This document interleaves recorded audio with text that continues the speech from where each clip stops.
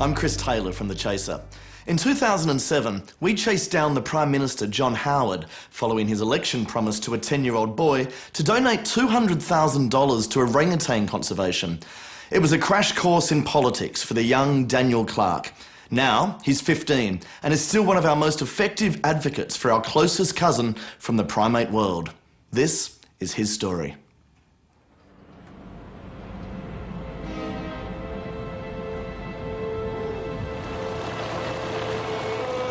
The experience of going through the jungles in Borneo was amazing. We were in a very inhospitable place with a child in a wheelchair watching wild animals, and there were so many factors to this experience that was just wow.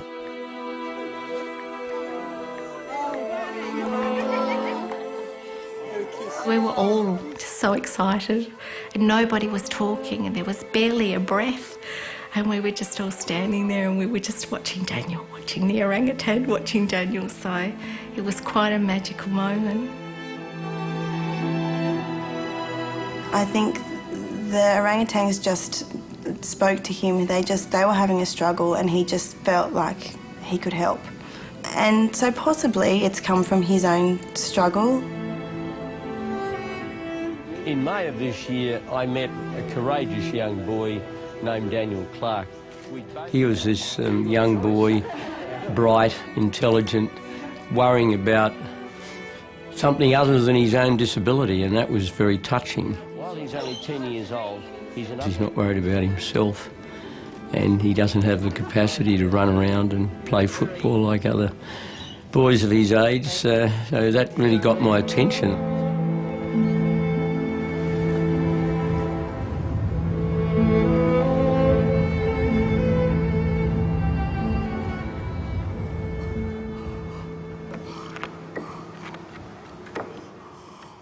I don't see myself as having a disability, even though I can't do everything.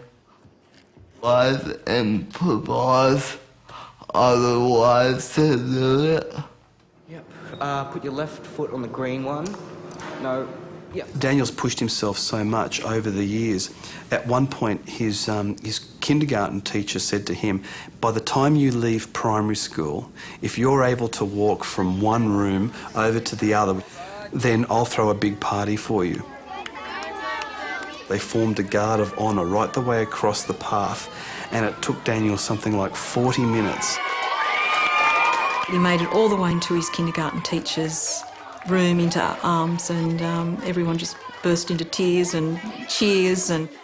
But it's almost like you give him a challenge and he'll really strive to achieve. And I don't think he wastes any time thinking, oh, this is a struggle for me and this is hard for me. And he doesn't think that way, but I don't think that's bred into his family. I don't think any of them think that way. Penny and Leslie, of course, at this stage, Margaret, they're the current New South Wales ice dance champions. Yes, that's correct. Penny is only 16 years of age, so she's obviously been at it for a little while now. I was 12 when I met Penny. We were at the ice rink and we actually trained together. From Australia, Monica McDonald and Rodney Clark. Rodney was very, very talented and went off to the Olympics. We came 20th out of 20 at the Olympics. We were pipped for the second last post by 0.1 of a mark, so it was very, very close.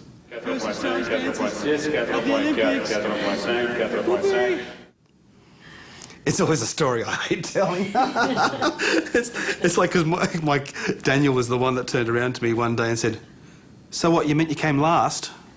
"Yes, Daniel." Thanks.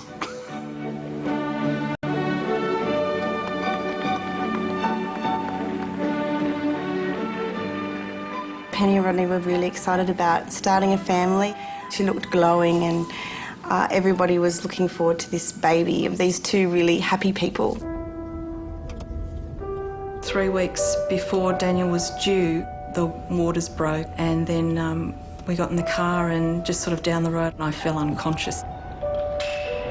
She had had a placental abruption. I've since found out that, you have about 20 minutes before both the mother and child are pretty much dead. The doctor came out of the room and he was wheeling my son in a humidity crib. And he said, if you want to see your son, you're going to have to run with us. They took him into the neonatal intensive care unit and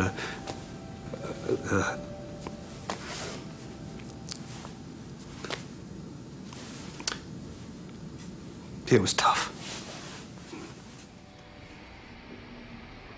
The doctors said that my son had been born with brain damage and they couldn't tell me what was wrong.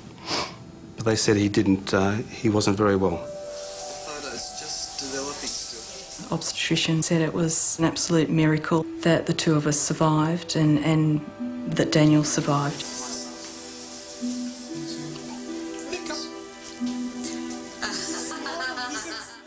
Daniel was diagnosed with cerebral palsy at about 10 months. From very early on, we all knew that we were just dealing with just purely a physical disability, that there was no damage to his intellect at all. Daniel was 2 when William was born, and that was a hard choice to sort of make, but we really wanted Daniel to have a little brother or a sister and grow up with somebody around him. My name's William, he's Daniel. Daniel William.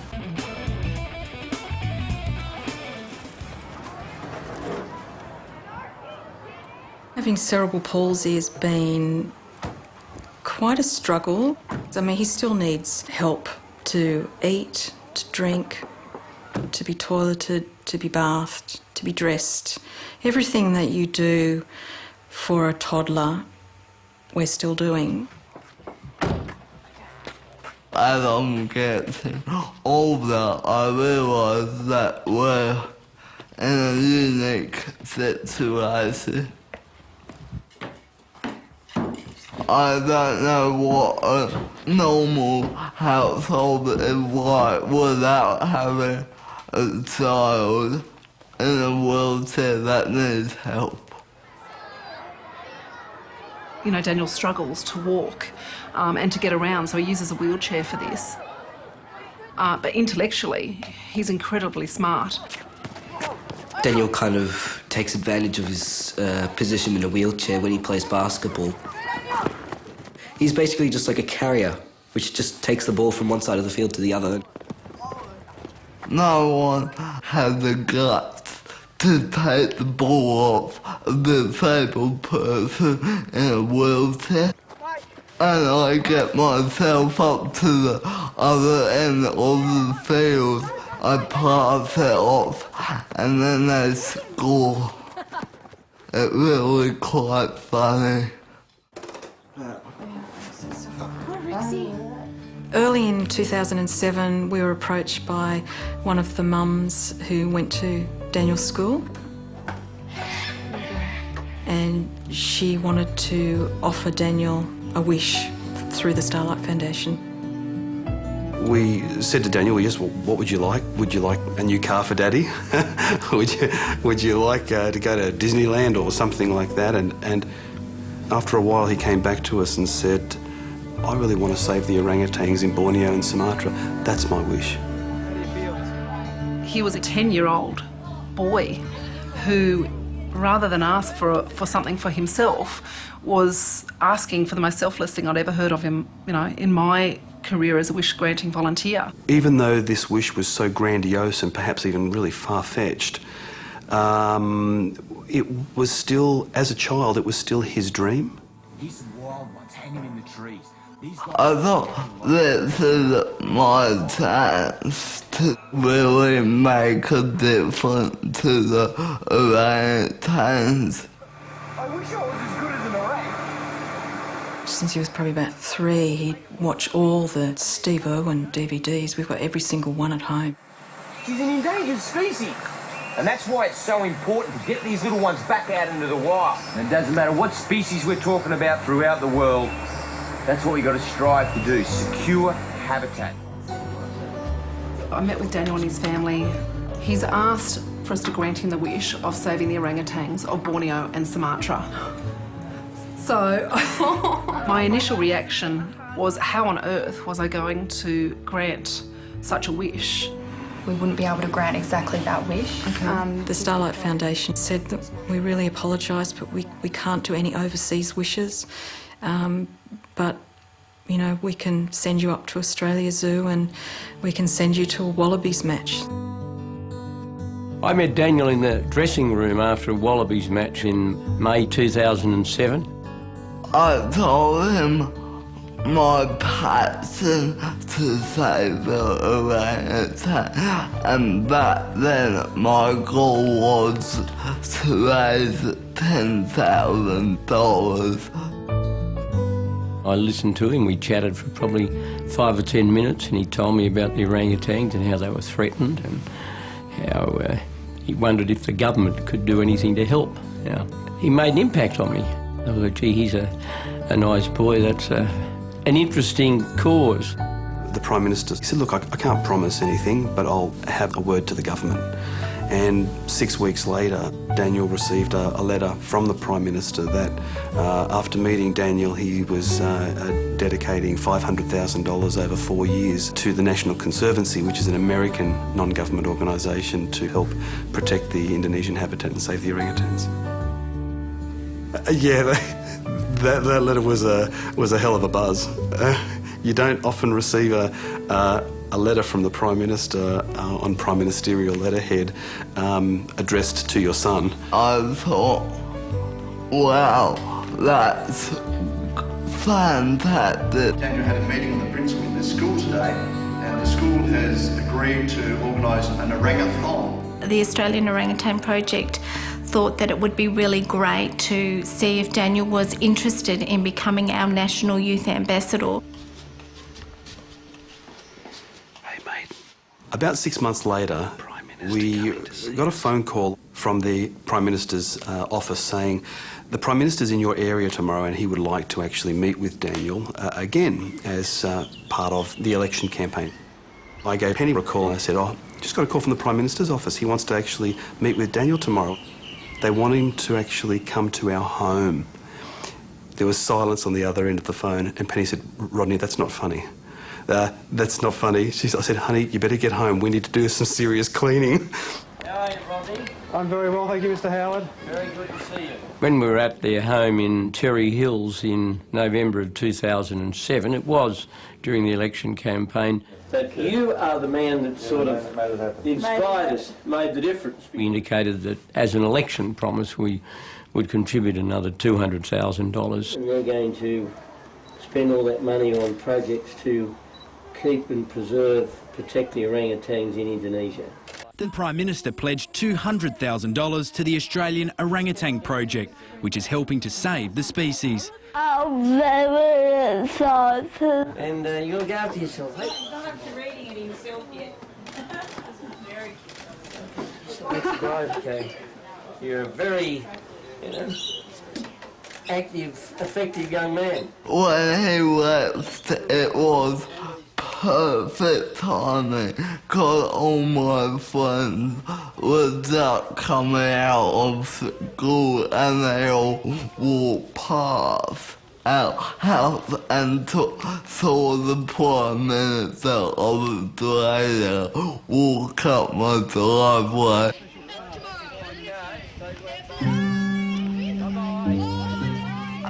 Had an okay kind of week. Some big policy announcements, weren't there? And perhaps none bigger than this one. The government will provide... Average policy announcement during elections about health or education, jobs. You don't always hear the word orangutan.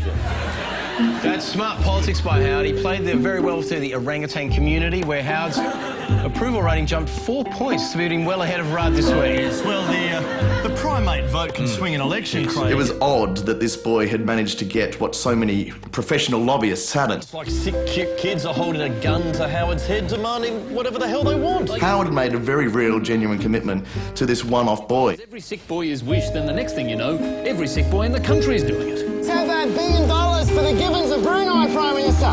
How about $400,000 for the ocelots of Andhra Pradesh? So when we sent Chaz out there on the hospital bed, I guess you could call us cynical, but it was a comment on what you needed to do in this country to grab the Prime Minister's attention.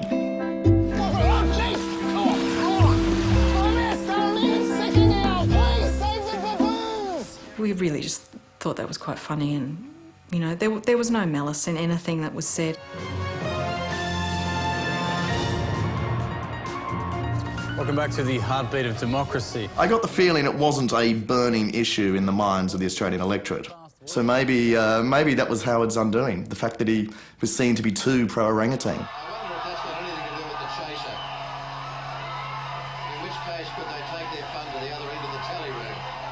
The media advisor rang us the day before the election to advise that, by the way, did you realise that this was actually an election promise? And I didn't realise at that point. I mean, call me naive or whatever, but I was swept up in the moment. This is John Howard C. The next day, we watched the election coverage. And he actually made his final speech to concede. The boys were sitting on the lounge with tears rolling down their face. Daniel has now been told the money won't be approved. It's been classified as an election promise from the party that didn't win. Daniel has now written to Prime Minister Rudd asking for help. Daniel wrote a letter to the incoming government and he explained how important it was for that money to be honoured. When former Prime Ministers go around and make these sorts of promises, they need to actually make sure that they are funded. He's passed the letter on to the Environment Minister, Peter Garrett, who said... I got a letter from Peter Garrett. Unfortunately, there is no funding program available to support this activity. At first, I felt really sad. I thought, oh well, there's no point crying about it. But I knew if I was determined, I knew I could raise a lot more. 6 months after the election, an anonymous benefactor contacted the Australian Orangutan Project to say that they would like to organise for Daniel and his family to go to Borneo to see firsthand what was happening in Borneo and to also see the situation in regard to habitat destruction.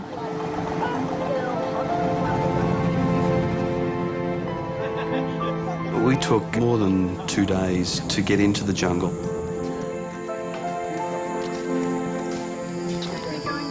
Daniel was being carried aloft through the jungle by some guides, like a Maharaja on a wheelchair, you know. Daniel. I'll never forget both Daniel and William's faces when we rounded a corner. They actually pointed up and there was a couple of large females in the trees above him that were just moving from tree to tree and literally only about 20, 30 feet away. And his face was just overawed by, you know, seeing these just beautiful, majestic animals, not concerned about us, but just going about their own business in the jungle. It was just beautiful. Can see him now? Going to Borneo was one of the best moments of my life. That to be able to see the orangutans in their natural habitat. Able to free roam throughout the trees was really a moment I'll remember for the rest of my life. When we were in the middle of the jungle, we realised from that point that things were going to be very different because of Daniel's dream and his passion, and now William really got it as well. Orangutan came and sat next to William and Daniel. She chose to sit there with the boys and she reached out and she put her hand and William put his hand in hers and it was breathtaking.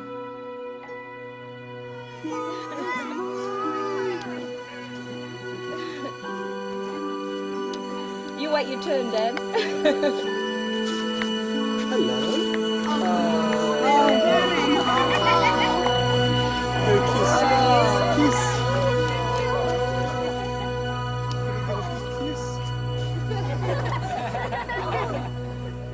When I was looking into the eyes of the orangutan, and I really saw for the first time, when you actually see them with your own eyes, you can just see into them.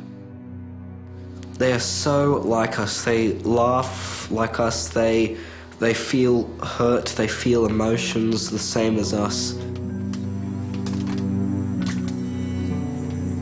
Orangutans have the intelligence of between a 4 and 5-year-old, so they're extremely intelligent. They can logically think things through. They can work out how things work. I think the care centre was probably the biggest eye-opener. It's unnecessary sadness. I mean, an orangutan stays with its mother until it's about 8 years old. They're all orphaned orangutans in the care centre. Look, unfortunately, if an orangutan goes into a palm oil plantation, there is often a bounty put on the head. So if an orangutan goes into a palm oil plantation, it's often killed. That was very upsetting to see that so many were there without having a mum. Having cerebral palsy, he was never able to hold a baby because he just didn't have that control. But as soon as we were there with the baby orangutans, they immediately hugged him and just held on to him, and he just loved that. Do you think this is possibly one of the best days of his life? Absolutely.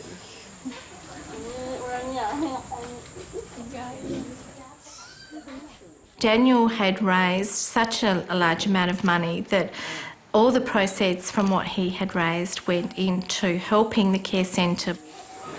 It was a really proud moment, I think, for Daniel, because it cemented everything that he had worked so hard for, and he knew it was going to really help. Over 80% of the orangutan's habitat has been destroyed. If nothing significantly changes, the orangutan will become extinct in the wild within the next 5 to 10 years. Later on in the plane trip, we saw out of the window that they were actually burning down the jungle to put palm oil plantations up, so the orangutans couldn't live there anymore. And that's when I really thought that these orangutans really, really need our help.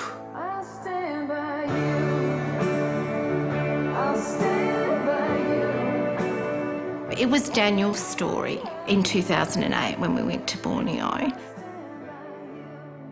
But I've seen that change, and I've seen William develop from a young boy of 8 who really was in Daniel's shadow.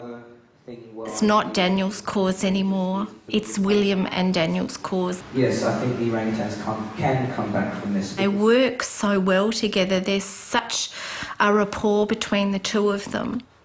Daniel was... When we got back from Borneo, we had 2,000 photos. I think we got for the storyline of the second page. Daniel and I kind of formulated an idea. We arrived at... How about we write a picture book to the kids all around the world to let them learn about the orangutans and their struggles. Maybe an orangutan gives birth every 9 years.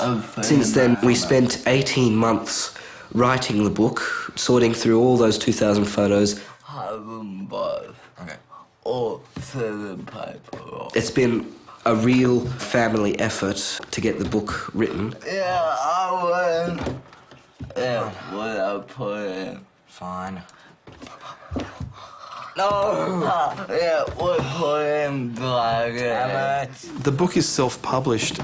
We've turned the bottom of our house into a bit of a book packing station, and at the same time we then said, right, well, we need to actually plan for the book launch. We're here today to launch Daniel and William's book, Tears in the Jungle, a children's adventure to save the orangutan, with all of our friends and family.